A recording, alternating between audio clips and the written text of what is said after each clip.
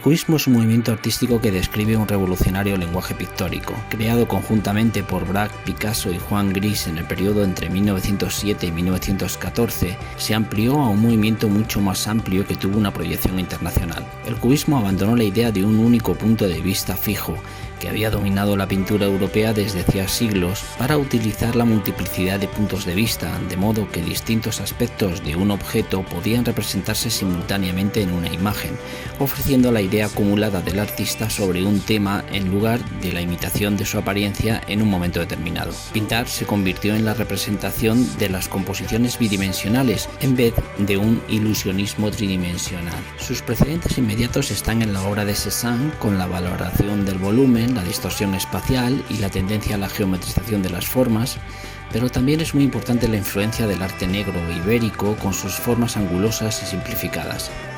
En 1909 existe ya un pleno cubismo, por lo que se ha denominado cubismo analítico, una pintura que analiza un objeto descomponiéndolo en distintos planos. Las características de esta tendencia son las siguientes. Esta nueva pintura emplea el óleo sobre lienzo como técnica primordial, a la que se sumará desde 1912 el collage o papier collé. Esto supone la incorporación al cuadro de objetos ajenos a él como trozos de papel, telas, mediante el encolado. Se potencia así el interés y la valoración de las texturas. La factura pasa a ser un elemento secundario. En esta fase analítica suele ser de pinceladas cortas, algo anchas, rectilíneas, dispuestas paralelamente entre sí y casi siempre en relación con los planos que delimitan las líneas.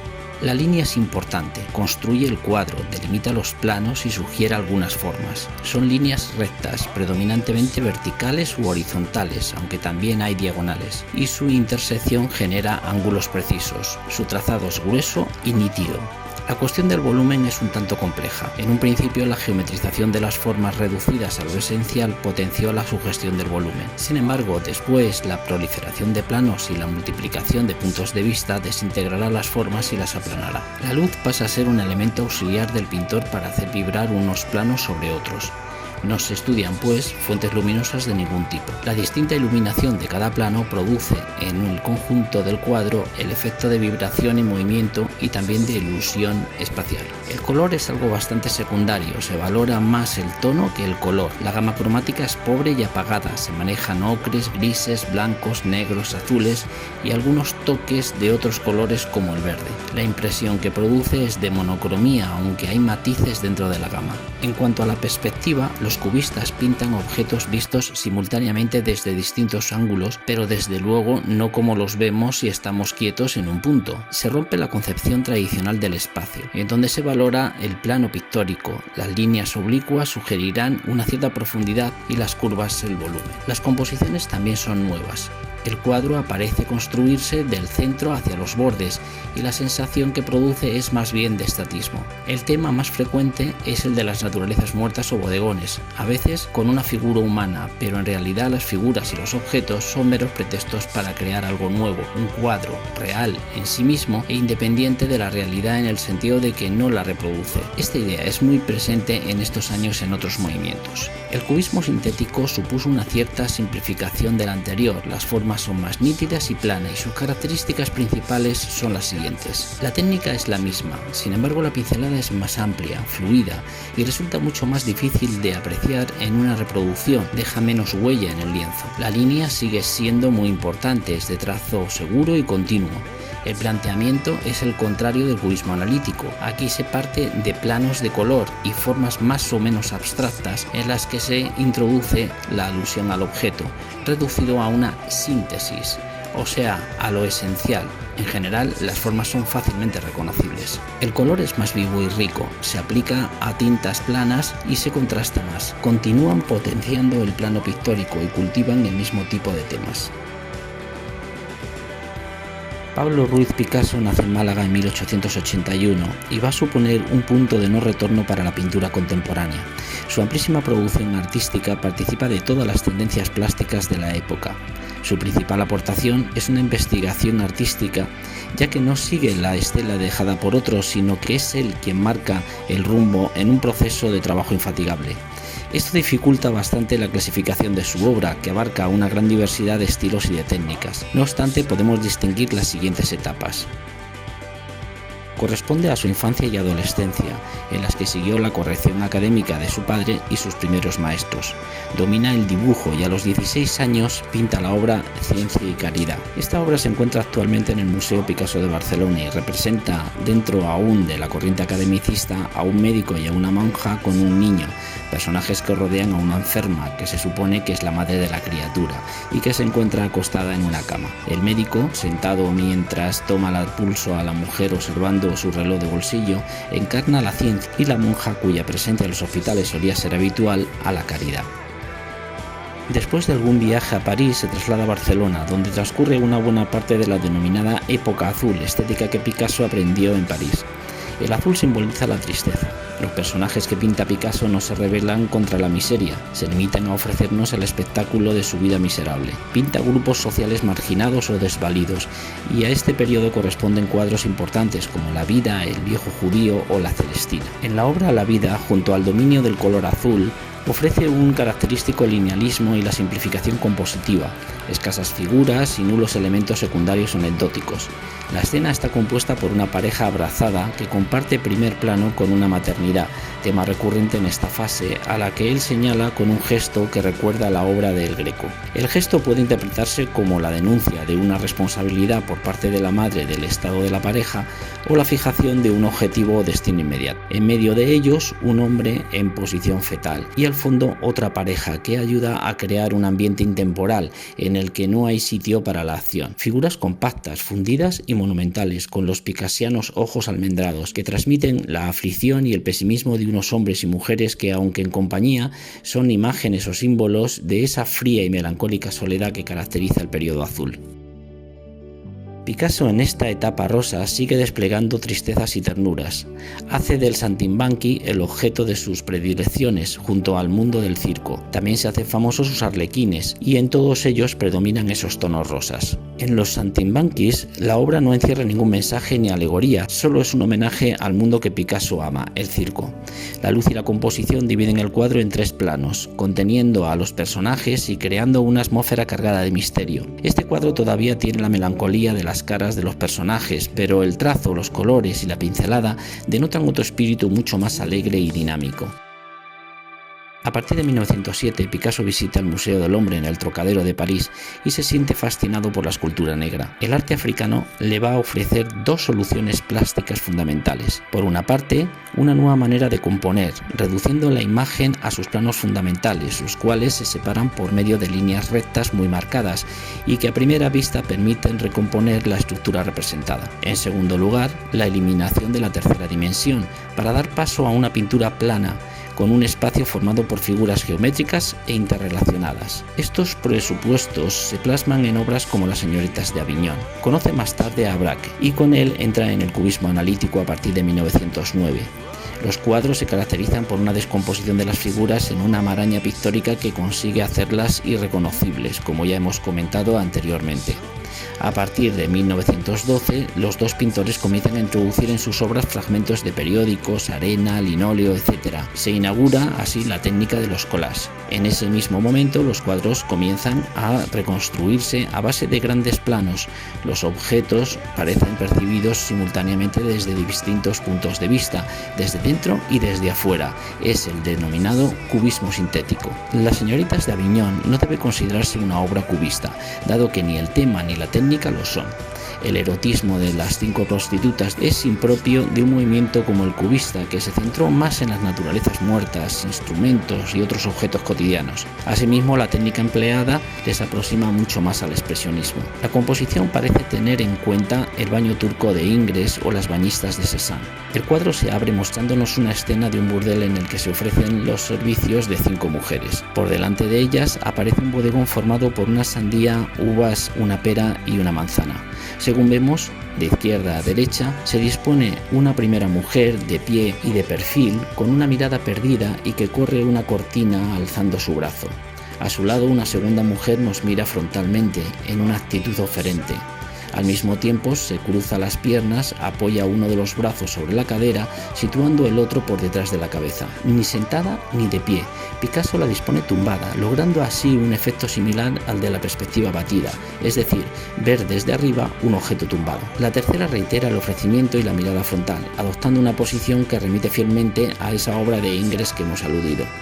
Junto a ella y de perfil, una cuarta mujer abre con sus dos brazos la cortina. Por último, la más atrevida formalmente hablando, de espaldas, sentada y en cuclillas, gira totalmente la cabeza. En los estudios previos se incluían dos figuras más, la de un marinero en el centro comiendo sandía y el de un estudiante de medicina irrumpiendo a la escena con un libro en las manos. Ambos personajes esclarecían el asunto del cuadro. Al suprimirlos, Picasso se vio forzado a reestructurar la escena para cubrir el espacio central ocupado por el marinero. Asimismo, también se modificó el formato, imponiéndose el vertical, lo que aproxima las figuras al espacio del espectador y disminuye el carácter narrativo. De las 5 mujeres llama la atención las cabezas de las descritas en primer, cuarto y quinto lugar. La desconexión con el cuerpo y su aspecto la relacionan con el mundo de la máscara primitiva africana y con la estatuaria ibérica y egipcia, elementos que conoció Picasso en el Louvre. La máscara ofrecía a Picasso la simplificación del rostro y la visión conceptual del arte, consistente en una mayor preocupación por la idea que por la fidelidad del modelo natural, bases ambas del posterior cubismo. Persiste aún el color rosa, dominante en la fase anterior, aunque ahora combinado con azules y ocres, estos últimos que van a definir la monocromía cubista. Más que los colores empleados, es innovador su tratamiento. La apariencia afacetada de las manchas, así como la anulación de la luz y de las sombras, entendidas de una manera convencional, cierran de manera definitiva con la tradición renacentista, abriendo la puerta a un tratamiento anárquico, arbitrario, yuxtapuesto y simultáneo de las superficies que configuran el cuadro. Precisamente en este campo también las señoritas de Avignon ofrecen una importante novedad. El espacio tridimensional ha dejado de existir. No existe ni el delante ni el detrás,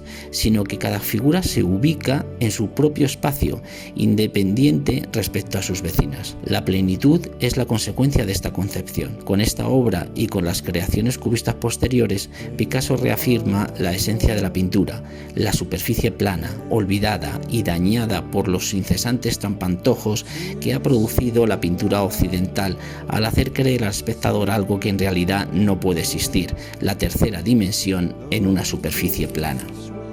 Esta obra está formada por un conjunto de pequeñas superficies que asemejan arabescos en movimiento sobre el plano vertical de una tela. Cada faceta parece alejarse de la de al lado. La mirada se pierde entre ellas si se obliga al espectador a participar recomponiendo la imagen.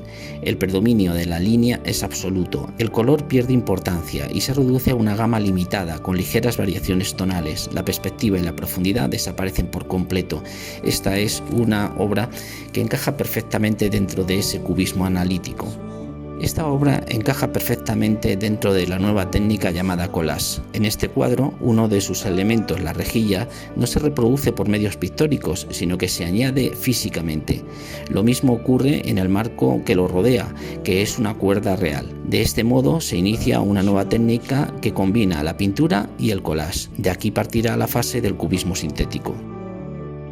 Al finalizar la Primera Guerra Mundial, Picasso va a abandonar el cubismo, como se percibe en Tres músicos del Museo Metropolitano de Nueva York de 1923, y va a iniciar una etapa denominada clasicista, caracterizada por la representación del movimiento en los decorados para los ballets rusos de Diaghilev. Hacia 1925 cambió la temática y algunos autores hablan de su fase surrealista, aproximándose a los ensayos de representación onírica. El clímax de tensión expresionista se alcanza durante la Guerra Civil Española.